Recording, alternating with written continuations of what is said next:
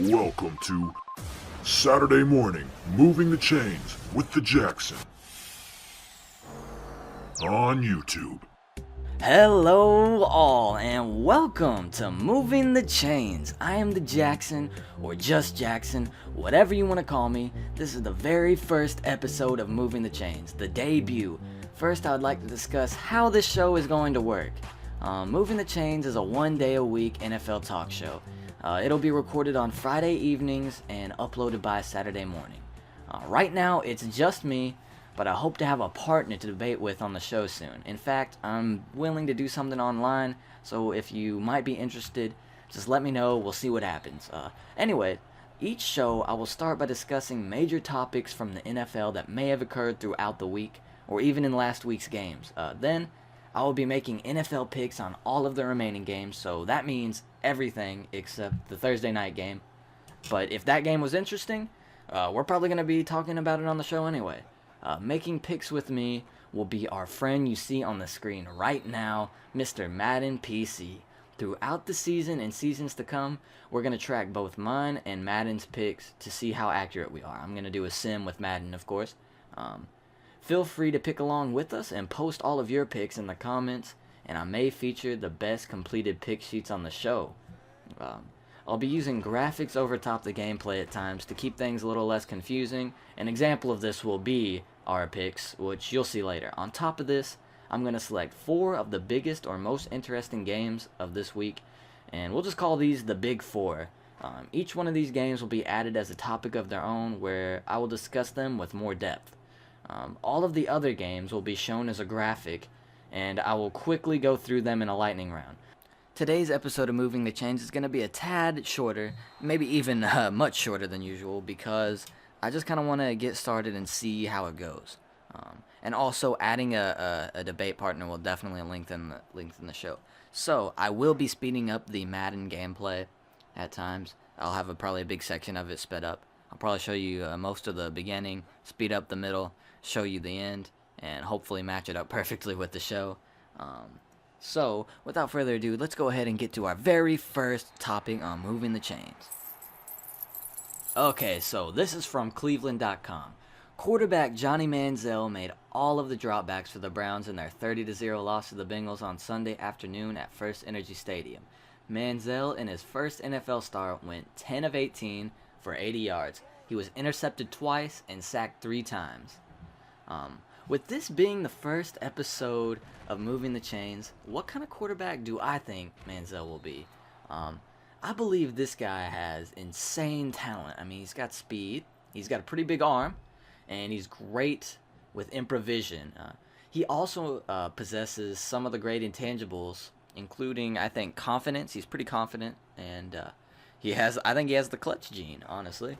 But I think it may take years for this guy to adjust to the NFL and become a good quarterback, because I really don't believe he's ready for the NFL. I think for him to succeed in the NFL with his size, and I think he's going to need to run a form of the read option, and also he would benefit from a spread offense. He never ran the read option in college, so I think it's going to be a huge adjustment that he needs to make in the NFL. He also needs the right place for him, and I think the Browns as a team, they are great for Johnny Manziel. However, I think the coach, offensive coordinator, and GM, they're definitely known to not being big on Johnny Football from the start. I think it was mainly the owner who really endorsed getting him. I think this could really stun his growth. In 3 to 5 years, honestly, I think Johnny Manziel will be a quarterback who is on the fence, one of those guys of maybe making a Pro Bowl. I think he's going to be a good quarterback.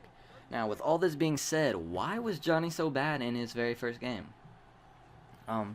First I gotta say, for anyone who doesn't know me, the Bengals are my lifetime favorite team.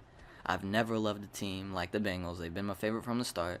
I'm from Kentucky, and so they're a local team. I have tons of family in Cincinnati. I spend a ton of time in Cincinnati. In fact, I will be at the Monday night game watching Cincinnati play Denver, which I'm very excited about, seeing Peyton Manning. I really wanted to see him before he retired, And we'll discuss this game later, though. But anyways, I think the Bengals did play great, especially on defense.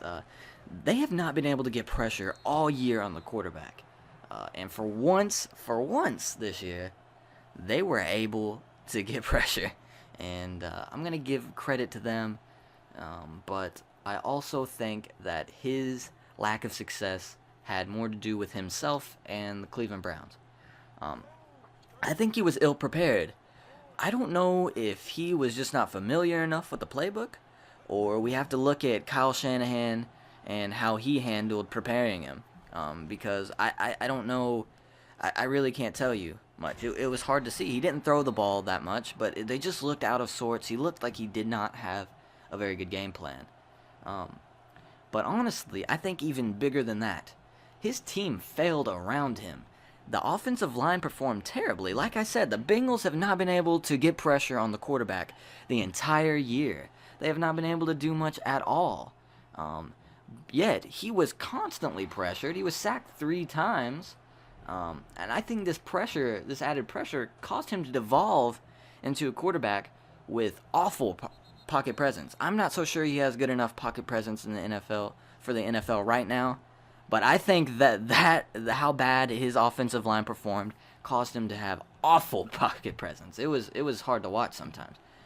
Also, this pressure, I think, added to his, he made a couple throws that were just straight up, why would you even think about doing that, Johnny? And I think this pressure really got him into that. And also, not to mention, they were down the entire game, so he's having to force throws. Another point was his decent throws that he did make just seemed to be dropped. It seemed like every time he was about to get on a roll, maybe get a little bit of a rhythm back there, the wide receiver would not be able to make a play on the ball when he made at least a decent throw, a good enough throw to catch. But all that said, he did definitely have poor pocket presence, and he did make awful throws and decisions. His arm strength surprisingly looked weak to me. This is not what I expected. It looked like these balls were floating up there. Like, it looked like there was a high school player out there trying to sling the ball around at times, honestly. And he appeared to not belong in the NFL. But I think Johnny Manziel is going to be fine. And I think people need to not overreact. And maybe Cleveland isn't the place for him. Maybe these coaches aren't going to give him the tools he needs, and he needs to go somewhere else. So, in conclusion, to answer the question, why did Johnny play so bad? I think that you can't take a rookie quarterback and throw him into that position because he did perform bad. But what do you expect? You can't ever take any rookie quarterback, put him in that situation, have the line break down, have receivers drop tons of balls against a divisional opponent who is embarrassed and wants to embarrass them back, and they're angry. It's just not going to work. It's a recipe for disaster, and I don't think the Browns put Johnny in a very good situation, and that's what I'm sticking to. So let's go ahead and get to the next topic. So, from ESPN, the Chicago Bears plan to start Jimmy Clausen at quarterback this week over Jay Cutler, sources told Adam Schefter. The Bears have struggled this year, compiling at this point a subpar 5-9 record. So, I guess the question is, or questions are, what's next for Jay Cutler, and what's next for the Bears? Trading Jay Cutler to another team would basically be Chicago's only option to avoid paying most of his $15.5 million base salary in 2015. So, if that's the case, if they're going to trade him, where could he likely go? I ruled out the Cardinals. They're probably going to stick with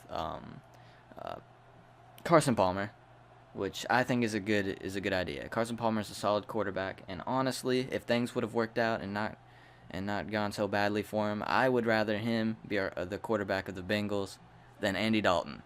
But we'll save that for another day.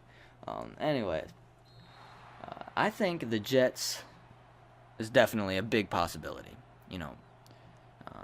Geno Smith is not the answer. They need a quarterback. They need more than a quarterback, honestly.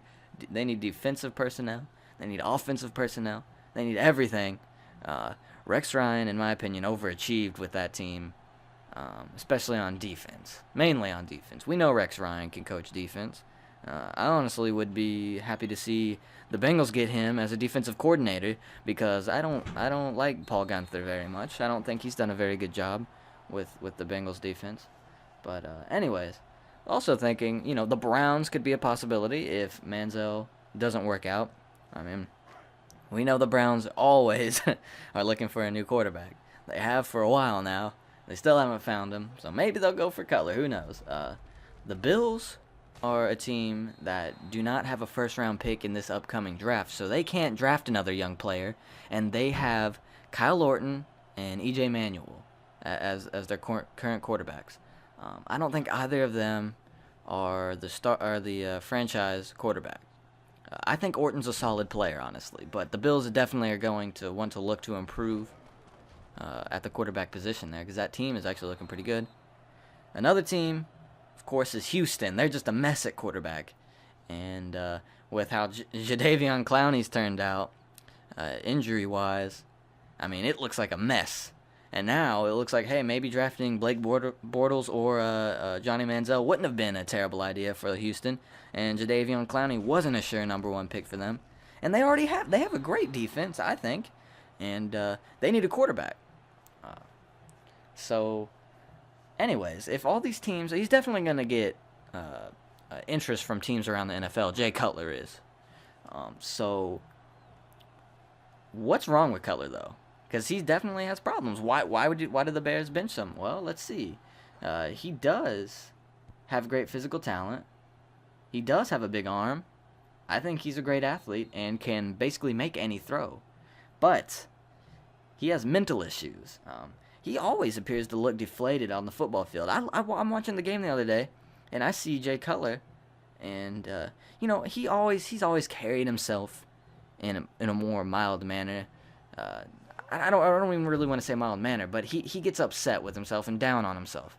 He can be very fiery, actually. But I was watching him, and I'm like, what's wrong with Jay Cutler? They were losing. He wasn't playing well.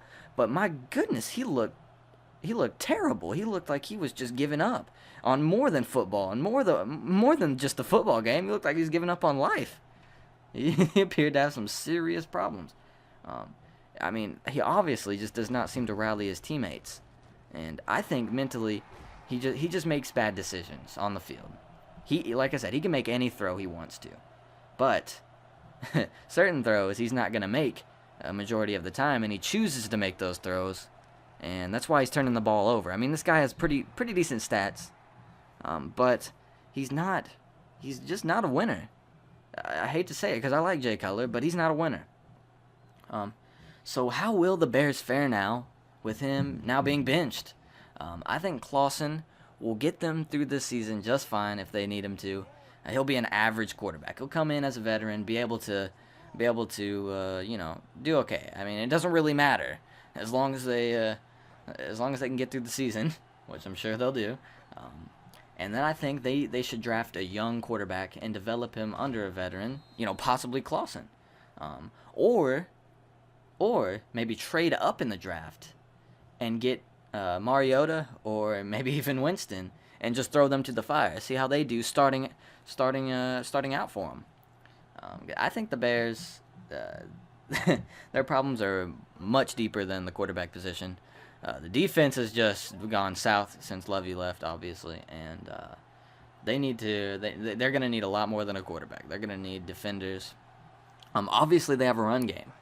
And for whatever reason, they're not relying on the run game.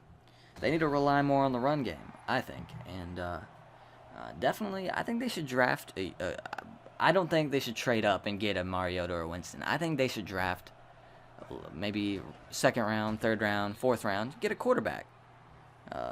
See what happens. See if you get somebody that turns out to be a solid quarterback. Like an Andy Dalton or something like that. Maybe get into a decent situation there.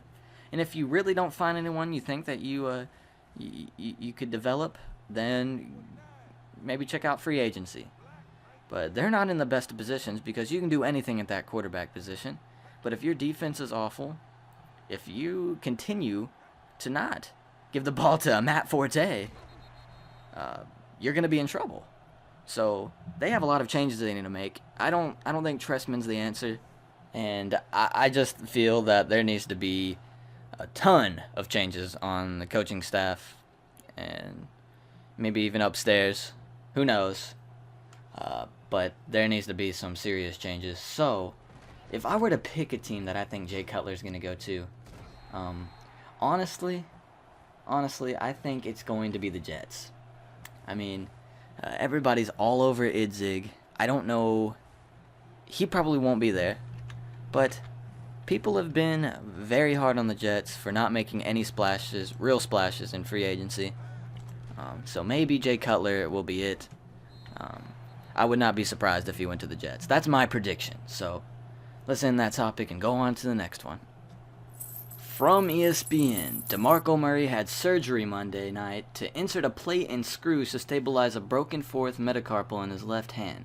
He has worn a hard plastic shell on the top of his glove for added protection during practice.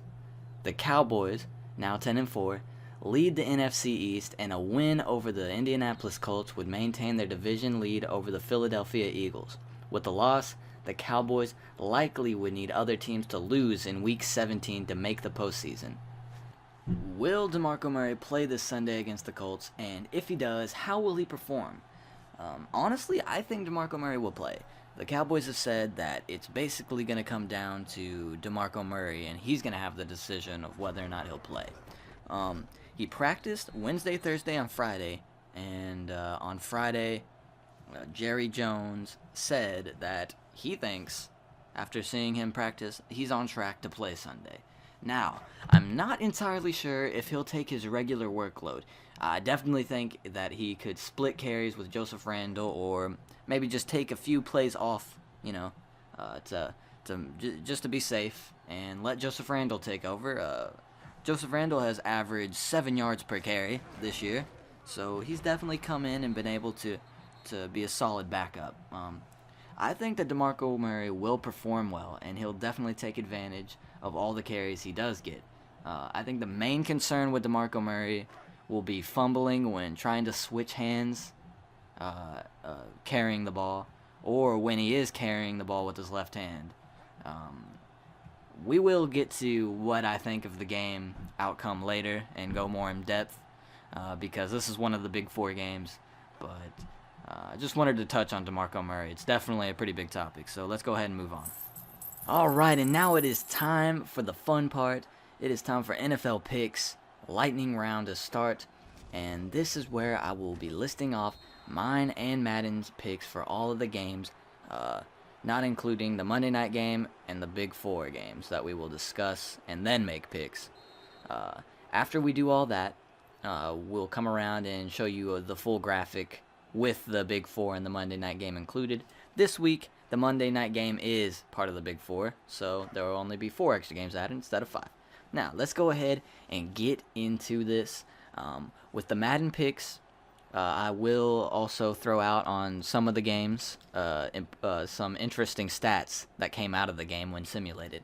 Alright, so let's get started. Let's go ahead and throw up that graphic on the screen, and let's start with Philadelphia at Washington. I'm taking Philadelphia to win 31-17 over the Redskins and put even more pressure on the Cowboys to win. Madden predicted that Philadelphia would also win, but 27-9, and a big stat out of that, RG3, 0 touchdowns and 2 picks. Now for San Diego at San Francisco. I'm predicting San Diego to keep their playoff hopes alive and win 24-13 against San Francisco. Madden also predicted San Diego to win 23-17. Now for Cleveland at Carolina. I'm taking Carolina 27-20. Look for Manziel to play a little bit better but not be able to win. Also, Madden selected Carolina, but 41-9, and they predicted Manziel to continue his terrible start with 0 touchdowns and 2 picks. Now for Detroit at Chicago. I'm taking Chicago 24-21, picking the upset here. I think Clausen will, him coming in will ultimately cause Chicago to maybe run the ball more, and I think they're going to win a close one and upset them. They're definitely going to need their defense to play better, but this is one of my upset picks. Madden went ahead and took Detroit 28-13. Now let's go to Minnesota at Miami. I'm picking Miami to win 22-17, and Madden is picking an upset with Minnesota to win 38-10, predicting 320 yards rushing for Minnesota. Wow. Now for Atlanta at New Orleans. I'm going to go with Atlanta to win and beat the Saints 34-28. Madden's taking New Orleans to win 34-6. New England at New York. I'm taking New England 21-10 to beat the Jets here in the divisional rivalry. And Madden's also taking New England, but 27-24 in overtime, and predicting LeGarrette Blount to have 115 rush yards. Kansas City at Pittsburgh. I really need Kansas City to win this. Kansas City is one of my top 3 favorite teams, probably. Behind the Bengals, of course. But I'm picking them to beat Pittsburgh. I think they can do it. 27-24. Madden took Pittsburgh to win 34-24. Now for Green Bay at Tampa Bay. I'm taking Green Bay to win in a big blowout, 41-7, while Madden is picking a huge upset, albeit on the road. They're predicting that Green Bay will continue their road struggles big time and lose to Tampa Bay 20-13. Aaron Rodgers with 0 touchdowns and 2 picks. Now for the Giants at the St. Louis Rams. I'm taking the Giants 24-17 here, and Madden's also taking the Giants 27-13. Now for the last lightning round game, Buffalo at Oakland. I've got Buffalo 20-13, one possession game. I think it's going to come down to maybe a fourth quarter touchdown midway through the fourth quarter. It's going to be a pretty good defensive game. Up until there, they're going to break 20 points and win. And Madden is predicting a shutout, 12-0 win for the Bills. Now let's go ahead and get to our big 4 games and discuss them.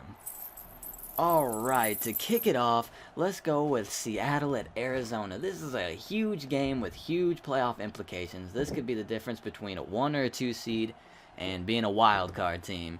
So I'm taking Seattle 20-14, while Madden is predicting Seattle 34-18, saying that Russell Wilson will have 1 touchdown, 1 pick, while Ryan Lindley outperforms Russell Wilson with 2 touchdowns and only 1 pick. This is the Sunday night football game. I'm very excited to watch this.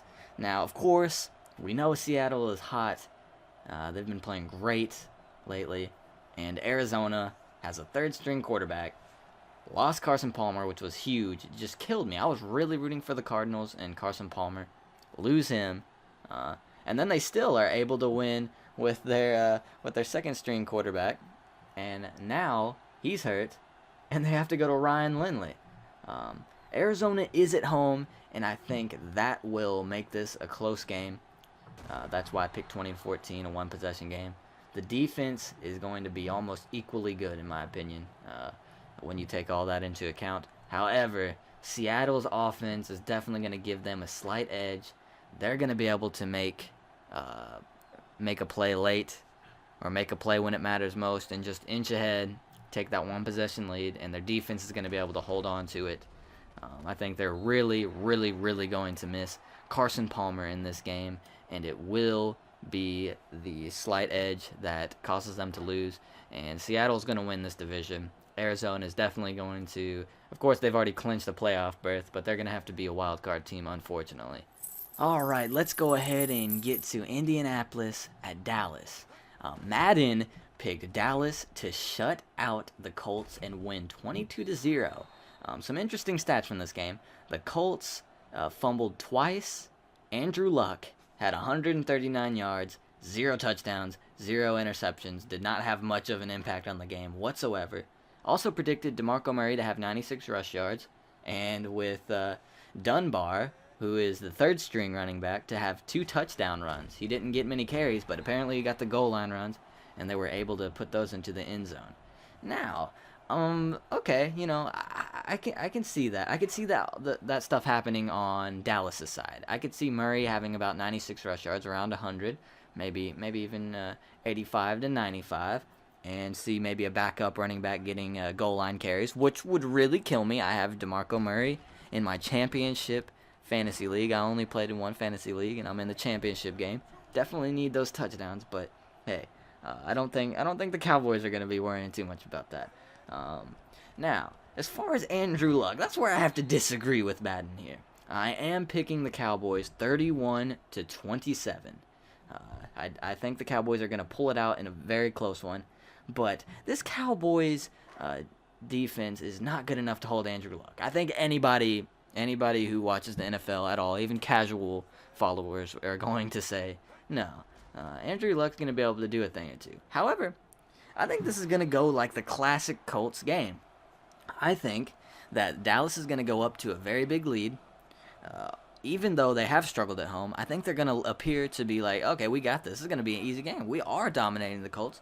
And then here comes Andrew Luck. He's going to come there in the second half. He's going to make a comeback, and it's going to come down to the nitty-gritty. It's going to be a one-possession game, maybe even a one-field-goal game, and the Colts are almost going to have it. And you know what? I think the Dallas defense is going to get a turnover on the final possession for the Colts, with them driving to either tie or win the game, and they're going to get a pick. They're going to pick him off.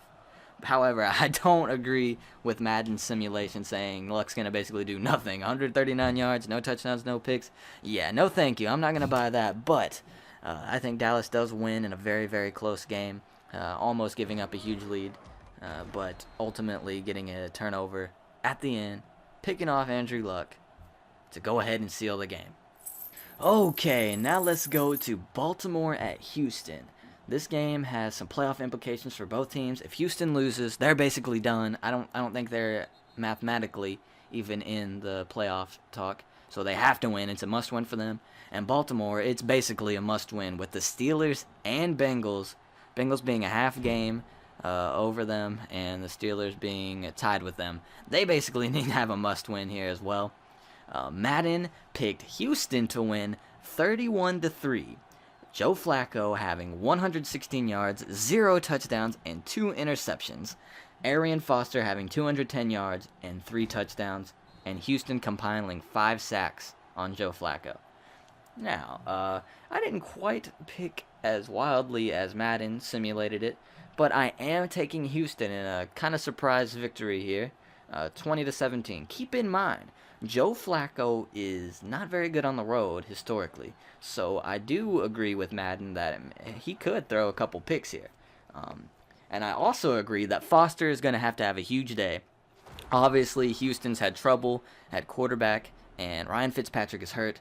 They're going to rely hugely on Arian Foster and his ability to run the ball. 210 yards and 3 touchdowns. That might be a little bit too much, but I could see him running for 140, 50 yards and getting a couple TDs and ultimately really helping Houston to a win. I definitely agree that Houston's going to have to get big pressure on Flacco. 5 sacks, that's a lot. But I think they are going to get big pressure on Flacco and force him into making some big mistakes. And, of course, I need the Ravens to lose. I need the Ravens to lose, and you'll find out why whenever I am when we move on to our final topic and our final Big Four game, which is also being simulated in front of your eyes right now. But yeah, I'm definitely going to go with Houston, and I think it's going to come down to the run games of both teams, and I think Houston's run game. And I say this because I think Flacco's not going to perform well. I think he's going to perform very, very, very poorly. And I think, of course, Houston, you can't expect much from his quarterback. So both teams are going to be relying on their run games. Baltimore being on the road and Houston being at home with a poor quarterback. And then I think it's a matchup between Arian Foster versus Baltimore's defense and how he performs versus Justin Forsett of Baltimore against Houston's defense. And I think Forsett's a very good player. I think he's a very solid running back. He's no Arian Foster, and he's going up against a much tougher defense. And then you look at Arian Foster, and he's going up against a pretty good defense against Baltimore. I don't think Baltimore's defense is as good as Houston's, and I just think Houston's going to find a way at home with the crowd going crazy at Reliant Stadium. And I think they are going to be able to pull out a close win, a much-needed win, because it's a must-win. They're going to be desperate. J.J. Watt and these boys, they're going to be able to hold Baltimore to 17 points and pull out a 1 field goal victory. And that's what I'm going with. Okay, you just watched the end of this simulation by Madden. It is unreal what took place in the simulation, so let's get to that first. Of course, Denver did end up pulling out the win in overtime, 16-13, In the first quarter, Peyton Manning was hurt. Wow. Andy Dalton had a 0 quarterback rating. A 0 quarterback rating with 3 interceptions. Oh my goodness, what in the world? And they went to if you were to tell me that Andy Dalton was going to have a 0 quarterback rating, throw 3 picks, and get to overtime against the Denver Broncos, I would slap you. I would slap you right there. Right there. I'm sorry. What? But, of course, that's leaving out the fact that Peyton Manning would be hurt. You throw that in there? I would have to disagree. I'd say no. I don't think so. I think the Broncos could still find a way to pull off a win with Anderson running the ball, but I wouldn't slap you. So they're also predicting that the backup would have a touchdown and 3 picks, and it would take that 1 touchdown to tie the game in a very clutch moment, as you saw. Cincinnati would get 4 sacks, and the defense would play great against the backup. But they'd still pick Denver to win, 16-13 in overtime. I'm going to agree with the win, but I'm going to pick the Denver Broncos to beat my Cincinnati Bengals, the game that I will be attending. I will be there screaming, going crazy for the Bengals to tear up one of my favorite players of all time, probably my favorite player of all time outside of any Bengals player, Peyton Manning, the greatest quarterback, in my opinion, skill-wise, of all time. Just his mentally, he is just outstanding. The way he prepares for defenses, the way he knows what this defense is going to do, maybe even before the defense does. He tricks them into doing things that he wants them to do, and he basically knows what's going to happen. He's just great. That's my opinion on Peyton Manning. I think he's the best quarterback of all time, skill-wise, mentally. He may not have the resume in the postseason that Joe Montana has, but if I were to build a team around any quarterback, it'd be Peyton Manning. I think Joe Montana definitely probably has the rights to say he's the best quarterback as far as his career, and there are probably a few other quarterbacks that could contend with Peyton, but I'm building my team around Peyton Manning. Now, enough of that. Let's get into why the Denver Broncos are going to win 34-16 against the Cincinnati Bengals on this Monday Night Football game. I think Peyton Manning is going to have a game. He's been kind of mediocre lately, and that's really weird to say. Peyton Manning being mediocre. I think he's going to throw a couple touchdowns, and he is going to be forced to into one mistake. He's going to throw a pick. I agree with Madden. I don't think Andy Dalton's going to have a 0 quarterback rating, but he's going to throw 3 interceptions. He might have a touchdown. I think he'll throw a touchdown. But basically, the Bengals are going to have to rely on their run game versus Denver's run game. But not only their run game, they have Peyton Manning too. So that's where we're in trouble. I think we're going to have to completely rely on our run game, but I don't think it's going to be enough to beat Peyton Manning and Anderson. And here is why. If you don't know, the Cincinnati Bengals are the most frustrating team to watch in the NFL. And it's because they're bipolar. They're great. They were great against the Browns. Wow, we're pumped up. We're going to go into this game. Expectations are big. We are going to take on Peyton Manning, who's been struggling, and we're going to take control of this division. When you get to that big moment, and not only is this a big moment, a big game, it's a Monday Night Football game. It's a big stage. What happens to the Cincinnati Bengals when they get put on the big stage? Whether it be playoffs, whether it be a primetime game. I think saying they shrink is an understatement. They disappear. They are an embarrassment. They just do things that you wouldn't even believe. I think Denver is going to commit to the run game, even with Peyton Manning's 2 touchdown passes. I think they're going to get into the positions for him to throw TDs by running the ball. I don't think they're going to be outstanding. In fact, I think the Bengals' run game will outperform the yard-wise, outperform the Broncos' run game with Jeremy Hill. I think maybe that'll happen. But of course, Peyton Manning's the way he controls the game, they're just gonna dominate. They're gonna dominate the Bengals. The Broncos have a good defense, and you know what Andy Dalton does on primetime, big important games. He throws interceptions. He's great at it. I mean, he's just wow. If you can count on one thing, it's Andy Dalton throwing an interception in a primetime game. Add the playoff implications and how big this game is, and how they have not performed well at home for whatever reason this year, and been a great road team. I don't know why. I don't know why they've been great on the road and terrible at home, But the Broncos coming into Cincinnati is not a good recipe for success for the Cincinnati Bengals in getting to the postseason, which is why I need Baltimore and Pittsburgh to lose this weekend. I think Manning is kind of average in primetime, honestly, which is why I'm predicting him to throw a pick and have a couple touchdowns. That added on to him just being kind of average quarterback, if you will. I don't think you can ever say that about Peyton. He's been sick like he was against San Diego, and, whatever. I think he's going to come to this game and play all right. Cincinnati, though, if they are going to win or even be in this game, they need Jeremy Hill. Jeremy Hill, I know you're not listening to this, obviously, but if you were, just put the team on your back. Please. You're the only chance we have on offense. If Andy Dalton wants to pass the ball, do what I did to the guy who said that Cincinnati would get to overtime with the Broncos in this game and slap him on the spot. No, we are running the ball. It's the only chance Cincinnati has. And on that note, I'm going to go ahead and end this show.